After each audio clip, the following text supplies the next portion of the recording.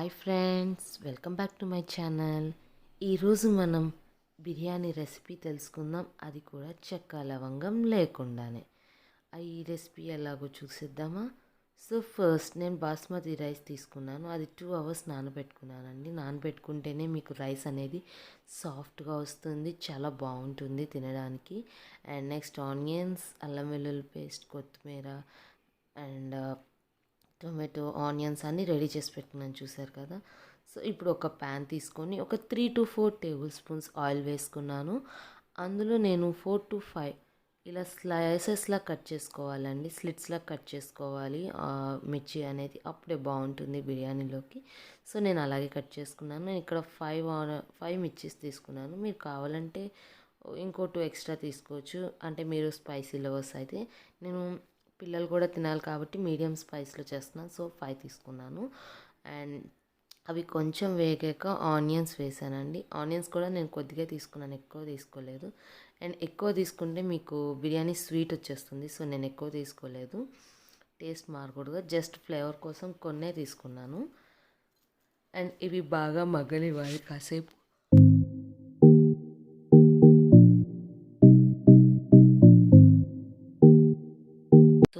చూసారు కదా ఫ్రెండ్స్, ఒక 5 to 10 మినిట్స్ తర్వాత ఇట్లా అయిపోయింది, కొంచెం గోల్డెన్ బ్రౌన్లోకి వచ్చేసినాయి ఆనియన్స్ అండ్ ఈ మిర్చి. ఇప్పుడు నేను అల్లం వెల్లుల్లి పేస్ట్ 1 స్పూన్ తీసుకున్నాను.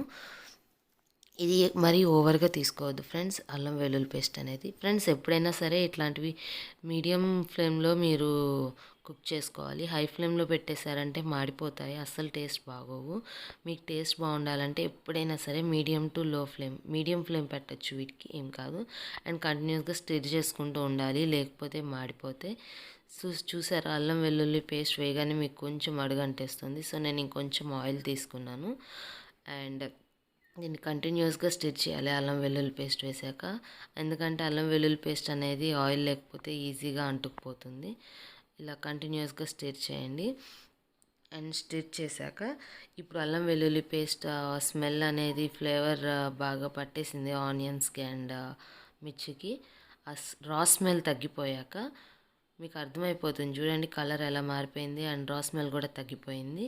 సో నెక్స్ట్ స్టెప్ వచ్చేసి సాల్ట్ తీసుకున్నానండి, కొంచెం సాల్ట్ అంటే టేస్ట్కి సరిపడా సాల్ట్. అండ్ కారం, అది కూడా నేను ఒక 1/2 స్పూన్ పైనే తీసుకున్నాను, కొంచెం మరీ చప్పగా ఉండకూడదు కదా బిర్యానీ అంటే. సో నెక్స్ట్ అనేది బిర్యానీ మసాలా, నేను ఇక్కడ ఆచి బిర్యానీ మసాలా తీసుకున్నాను, మీరు ఏ బ్రాండ్ అని తీసుకోవచ్చు. అది కూడా నేను 1 స్పూన్ తీసుకున్నాను. ఇది మీరు కొంచెం కొంచెం వేసుకోండి, మీరు ఎక్కువ వేసుకుంటే కనుక ఘాట్ ఎక్కువ వచ్చేస్తుంది, ఫ్లేవర్ అనేది మీరు తినలేరు. సో కొంచెం వేసుకోండి, మనం వాటర్ వేసాక కావాలంటే టేస్ట్ చూసి మళ్ళీ ఇంకొంచెం వేసుకోవచ్చు. సో ముందే ఎక్కువ వేయద్దు, మీడియంగా వేసుకోండి. అండ్ నెక్స్ట్ ఇప్పుడు చూసారు కదా, నేను ఈ మసాలా, ఈ ఉప్పు అంతా ఆనియన్స్కి పట్టేసేలాగా బాగా కలపెట్టేశాను.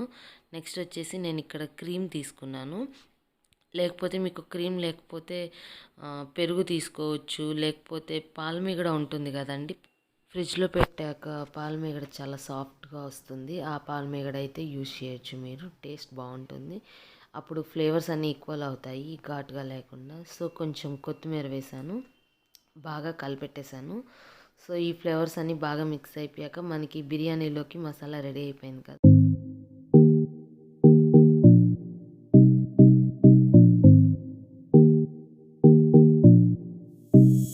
అయిపోయింది కదా, ఇప్పుడు నేను వాటర్ తీసుకుంటున్నాను. నేను 1 గ్లాస్ రైస్కి 2 గ్లాసెస్ ఆఫ్ వాటర్ తీసుకుంటున్నాను. నేను ఇందులోనే పోసానండి, ఎందుకంటే కొంచెం మసాలా లైట్గా అడగంటింది కదా, అది కూడా మీకు ఇందులో వాటర్లో మిక్స్ అయిపోతుంది, చాలా బాగుంటుంది. ఇప్పుడు నేను ఈ బిర్యానీ అనేది రైస్ కుక్కర్లో కుక్ చేస్తాను. మీకు రైస్ కుక్కర్లో అయితే కుక్ చేయడం చాలా ఈజీ అండి, అండ్ చాలా బాగా వస్తుంది రైస్ కుక్కర్లో. మీరు బిగినర్స్ అయితే కనుక రైస్ కుక్కర్ ది బెస్ట్, ఎందుకంటే మీరు కొంచెం పొరపాటున వాటర్ ఎక్కువ పోసినా సరే మీకు రైస్ అనేది త్వరగా ముద్ద అవ్వదు, చక్కగా పొడి పొడిలాడుతూ బిర్యానీ చాలా బాగా వస్తుంది. సో మీరు రైస్ కుక్కర్లో ట్రై చేయండి బిగినర్స్ అయితే, కానీ నేను రైస్ కుక్కర్లోనే చూపిస్తున్నాను. ఇప్పుడు ఈ వాటర్ అన్ని రైస్ కుక్కర్లోకి తీసుకున్నాను కదండి. ఫస్ట్ ఆఫ్ ఆల్ నేను రైస్ ఇప్పుడే వేయను, రైస్ కుక్కర్లో ముందు వాటర్ బాగా మరగనిద్దాము. చూసారా, వాటర్ అన్నీ వేసేసాను.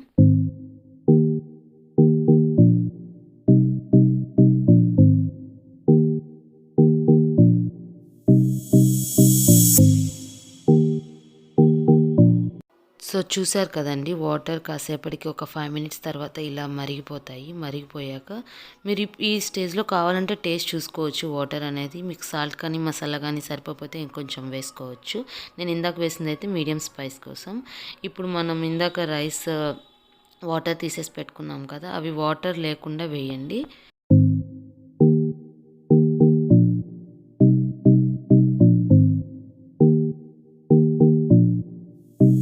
15 మినిట్స్ 10 to 15 మినిట్స్ తర్వాత మనకి బిర్యానీ ఎంత బాగా ఉడికిపోయిందో చూడండి. చూడడానికి ఎంత బాగుందో. ఇలా కొత్తిమీర చల్లేసేయండి. So final biryani is ready.